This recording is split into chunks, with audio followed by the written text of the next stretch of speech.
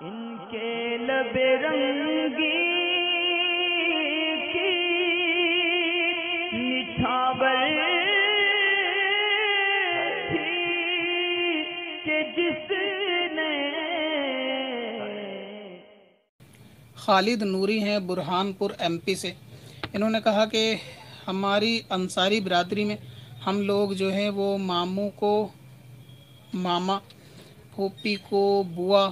اور خالہ کو بھائی کو بھیا کہتے ہیں، خالہ کو شاید موسی،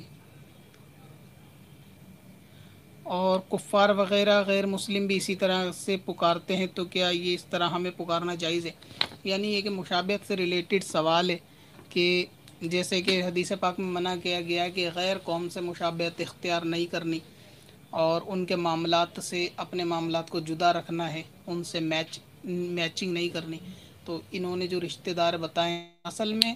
جو مشابہت کا قاعدہ ہوتا ہے وہ ہر اس کام میں اپلائی نہیں کیا جاتا کہ جو دنیاوی اعتبار سے یا زبان کے بھاشا کے اعتبار سے بولے جاتے ہوں، ہر اس میں یہ قاعدہ اپلائی نہیں ہوگا. اس کا مطلب یہ ہے، یعنی جو حضور نے فرمایا کہ مشابہت اختیار نہیں کرنی، جو جس قوم کا مشابہ ہوگا وہ ان کے ساتھ ہوگا. اس سے مراد یہ ہوتا ہے کہ ان کے مذہبی شعار، یعنی ان کی مذہبی، ان کی دینی معاملات کے اندر آپ کو میچنگ نہیں کرنی اپنی، کہ آپ وہ کام کر کے ان کی طرح سمجھے جائیں، دیکھنے والا ان کی طرح سمجھے. ایسے کاموں سے بچنے کا حکم ہے، نہ کہ صرف زبان کے فرق سے کہ اگر کہیں پر ہندی میں کسی رشتہ داروں کو بلایا جاتا ہے تو آپ ان کو بلائیں گے تو مشابہ ہو جائے گا، تو ایسا نہیں ہے. اس طرح سے یہ آپ جو ہے وہ کفار کے مشابہ نہیں پائیں گے. اور آپ دیکھیں گے یہ تو صرف زبان کی بات ہے.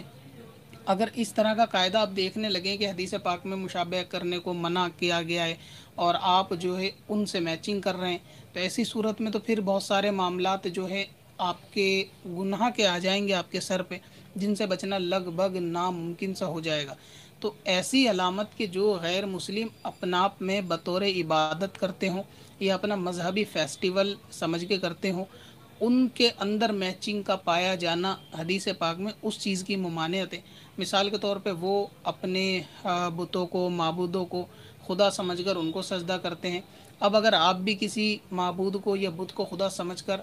سجدہ کریں گے تو پھر اس کے اندر کوئی صورت بنتی ہے کہ ہاں اب آپ نے جو ہے وہ کفاروں سے مشابہت اختیار کر رکھی ہے. اسی طریقے سے کوئی ان کی خاص ایسی ڈریس ہے کہ جو وہ اپنے مذہب کی علامت ان کی سمجھی جاتی ہے اور مذہبی اس کے رہنما ان کو پہنتے ہیں، اور اگر آپ نے وہ اختیار کری اور دیکھنے والے کو دور سے معلوم چلتا ہے کہ آپ بھی فلاں مذہب کے ہو سکتے ہو، تو اس کو جو ہے وہ مشابہت اختیار کرنا کہا جائے گا. اسی طریقے سے کوئی ایسا فیسٹیول ہے کہ جس کے اندر غیر مسلم جو ہے اپنے فیسٹیول کو انجوائے کرتے ہیں یا سیلیبریٹ کرتے ہیں، اور آپ بھی سیم اسی طرز پر اپنا فیسٹیول یا کوئی ایسا معاملہ کرتے ہو ان کے ساتھ جس سے مشابہت اختیار ہو، ایسا کہا جائے، تو پھر اس کی ممانعت ہوگی. اور رہا زندگی کے معاملات جو کہ عبادت کے نہیں ہیں، مثال کے طور پہ آپ نے اس حوالے میں لکھا جیسے خالہ کو بوا کہنا یا پھپھی کو، جو بھی موسی وغیرہ جو ان کو کہنا آپ نے لکھا ہے، تو یہ سب کوئی مذہبی معاملے نہیں ہیں، یہ کوئی دینی معاملے نہیں ہیں، یہ ایک ریلیشن ہے، اور ریلیشن کے اندر اس طرح پکارنے میں اس میں کوئی حرج نہیں ہے. اگر اسی کا نام آپ دیکھیں گے کہ اسی کا نام مشابہت اختیار کرنا ہے، تو پھر لازم آئے گا کہ غیر مسلم روٹی کو بھی روٹی کہتے ہیں، تو آپ ایسی صورت میں روٹی کو کیا کہو گے؟ اسی طریقے سے غیر مسلم منہ سے کھاتے ہیں تو آپ پھر کہاں سے کھاؤ گے؟ تو یہ سوچنے والی باتیں ہیں کہ اگر دنیا کے معاملے میں کہ اگر وہ لوگ جیسا پرفارم کر رہے ہیں زندگی جینے کے لیے، پیروں سے چلنا یا روٹی کو روٹی بولنا، منہ سے کھانا، تو آپ قدرتی طور سے بطور انسان تو یہ مشابہت تو سب میں پائی جائے گی. ایسے تو یہ مشابہت آپ کے اندر جانوروں سے بھی بہت ساری چیزوں میں پائی جا سکتی ہے کہ جانور بھی منہ سے کھاتے ہیں، آنکھوں سے دیکھتے ہیں، اور آپ بھی منہ سے کھاتے ہو اور آنکھوں سے دیکھتے ہو. تو اس کا نام مشابہت نہیں ہوتا، وہ ہوتا ہے مذہب کے معاملے میں ان کا اس طریقے سے اپنا آپ میں، یعنی اپنا آپ کو گھلا ملا دینا کہ وہ دیکھنے میں ایسا محسوس ہو کہ معاملہ ایسا ہو کہ وہ دکھنے میں لگے کہ بھئی آپ فلاں نہیں فلاں قوم کے ہیں. تو اس صورت میں وہ آپس میں میچ کرنا، ٹکرانا، اس چیز کی ممانعت ہوتی ہے. باقی دنیا کے معاملوں میں رشتہ داروں میں کوئی بوا بولے وہ بھی بولیں تو اس سے کوئی حرج نہیں ہے، روٹی کو وہ لوگ روٹی ہی بولتے ہیں. آپ دیکھ حضور علیہ السلام نے یہ جو 10 منع کرا وہ خاص اسی لیے کیونکہ انہوں نے دیکھا کہ دوسری قوم جو ہے وہ خاص 10 محرم کا روزہ رکھتی تھی، تو وہ روزہ جو ہے وہ بطور عبادت ہی اپنے مذہب میں رکھتی تھی. ایسا تو نہیں ہے کہ وہ کوئی ریلیشن کا نام یا دنیاوی معاملہ تھا، نہیں، وہ اپنے آپ میں جو 10 محرم کا روزہ رکھتے تھے وہ اپنا آپ کے مذہبی معاملہ سمجھ کے 10 محرم کا روزہ رکھتے تھے. تو حضور علیہ السلام نے پوچھا کیوں رکھتے ہیں؟ فرمایا کہ یہ لمبی کہانی ہے، پھر آپ نے علماء سے سنی رکھی ہوگی. تو پھر اس کو حضور نے فرمایا کہ اب 10 کے علاوہ یا تو 9 کا بھی یا پھر 11 کا بھی، تاکہ ان سے یہ نہ ہو کہ وہ 10 کا رکھتے ہیں تو آپ بھی 10 کرو گے، وہ سوچے کہ مسلمانوں نے ہماری پیروی کی ہے. اس پیروی کو ختم کرنے کے لیے آپ آگے پیچھے بھی ایک رکھو، تاکہ لگے کہ ہم نے آپ کی پیروی نہیں کی، بلکہ ہم تو 9 2 رکھتے ہیں، آپ ایک رکھتے ہو، تو یہ پیروی نہیں ہے. تو ان سے معاملہ سملر محسوس نہ ہو، اسی لیے وہاں پہ 2 روزہ کا حکم ہے، اور وہ روزے بطور عبادت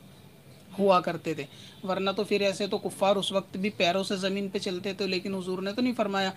آپ جو ہے نا پیروں سے مت چلو کہ مشابہت ہو جائے گی کافروں سے، یا آپ منہ سے مت کھاؤ مشابہت ہو جائے گی، یہاں بالکل منع نہیں کیا. اسی طرح بہت سارے دنیا کے معاملے آپ دیکھ لیں، میں نے 2 مثالیں دے دی، سمجھدار کو کافی ہے کہ کتنے سارے معاملے آپ سے غیر مسلم سے بالکل میچ ہوتے ہیں، تو آپ کو تو ممانعت نہیں ہے. ایگزامپل کے طور پہ آپ سمجھ لیں کہ جیکٹ میں نے اوپر پہنی ہے، تو ظاہر سی بات ہے دوسری قوم والے بھی اوپر ہی پہنیں گے، تو کیا اس کو مشابہت حضور علیہ السلام نے فرمایا کہ آپ لباس یہ والا یہاں مت پہنو؟ تو جو لباس جہاں پہننے کا اس کو وہاں پہنا جائے گا، جس رشتہ داروں کے نام پکارنے میں ان کو پکارا جائے گا، اس میں کوئی حرج والی بات نہیں ہے. اور جو چیز ممانعت ہے وہ بطور عبادت اگر اس کو پرفارم کیا جائے گا تو اس کی ممانعت ہوتی ہے. جیسے کہ روزے کا رکھنا، اس کو اگزامپل کے طور پہ وہ منع کیا گیا کہ آپ ایک کے بدلے 2 رکھو، وہ بھی اس لیے کہ ان سے مشابہت نہ پائی جائے. پتھر میں حسن لالے پرنوار